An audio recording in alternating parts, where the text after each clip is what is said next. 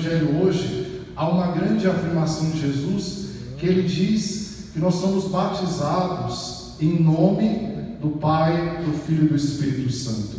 E aqui eu peço um pouco de atenção, porque as palavras, elas se auto-explicam, elas mesmas deixam claro o que é o mistério da Trindade.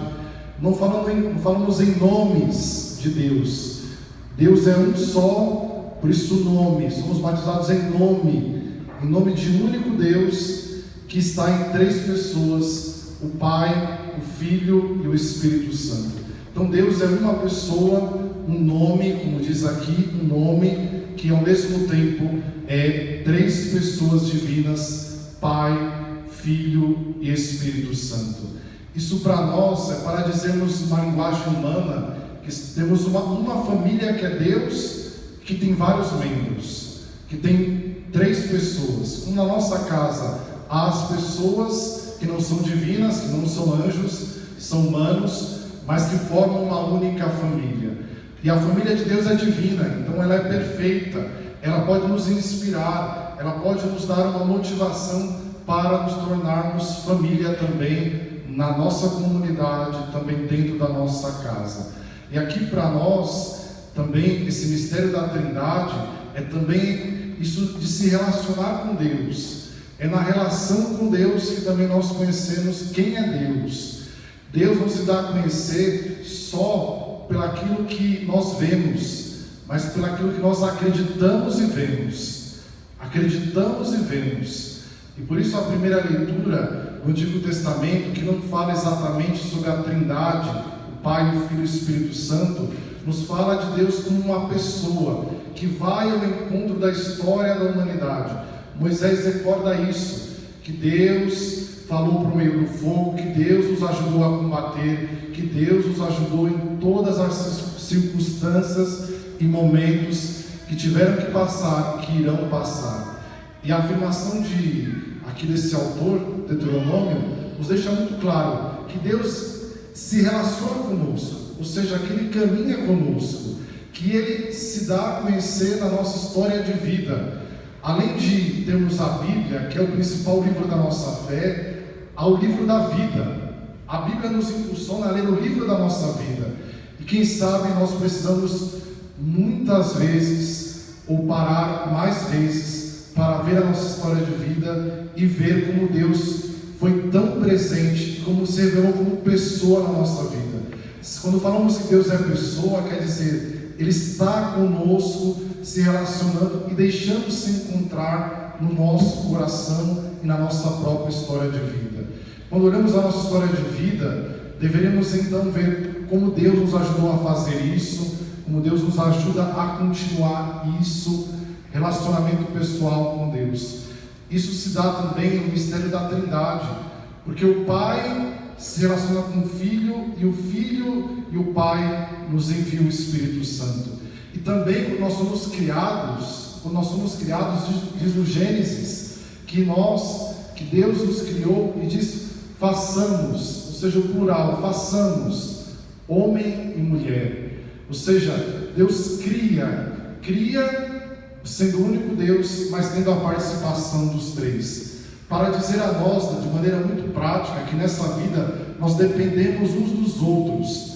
Não há ninguém que consiga ser totalmente autônomo nessa vida, que não dependa dos outros, que não dependa do ombro dos outros, que não dependa do ouvido dos outros, que não dependa da igreja, que não dependa de conviver com os outros.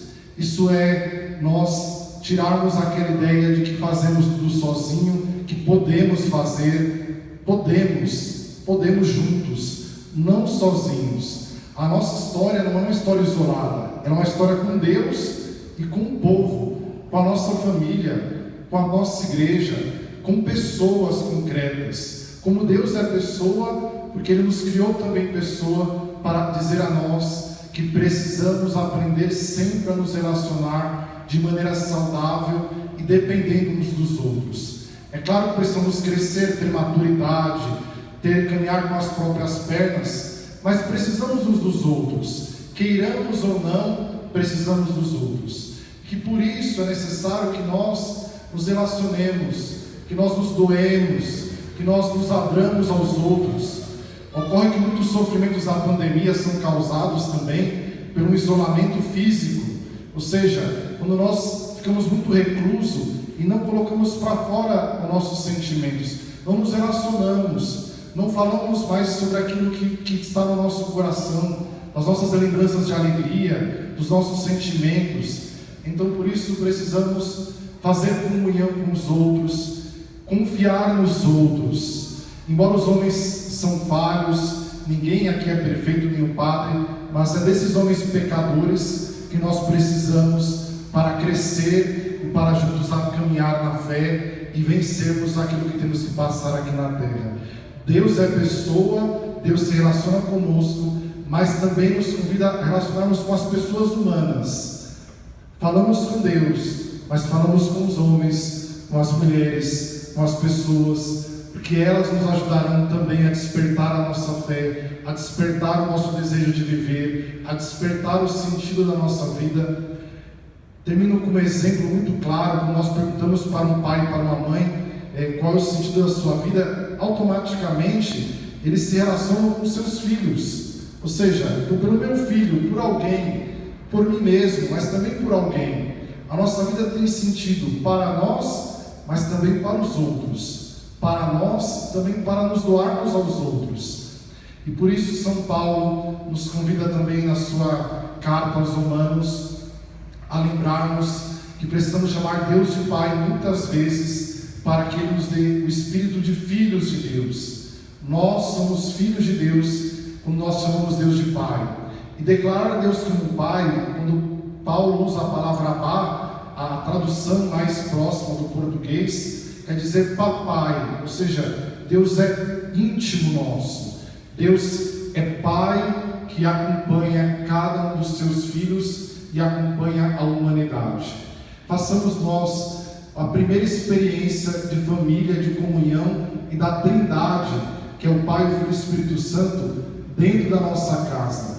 Dependamos uns dos outros, na nossa família, e não nos deixemos cair naquela leve tentação de acharmos que já sabemos o que podemos fazer sozinhos. Sempre é bom escutar os outros, sempre é bom escutar o conselho, sempre é bom estar em relação, porque nos tornaremos mais vivos e mais próximos do que Deus se revelou. Deus está vivo em cada pessoa e o seu mistério da Trindade é revelado quando nós nos relacionamos também com cada um daqueles que estão à nossa volta. E terminaria dizendo que muitas vezes precisaremos perdoar para que manifestemos a comunhão com os outros. Se nós não sabemos perdoar, peçamos a graça a Deus, busquemos perdoar. Perdão é a marca da comunhão. Se nós fazemos comunhão, nós precisamos todos os dias, de alguma forma, ser mais tolerante, ser mais compreensível, de alguma forma, julgar menos as pessoas, para que ninguém se sinta isolado, ou ninguém se sinta tão diferente daquilo que Deus gostaria para cada um de nós. Que assim seja.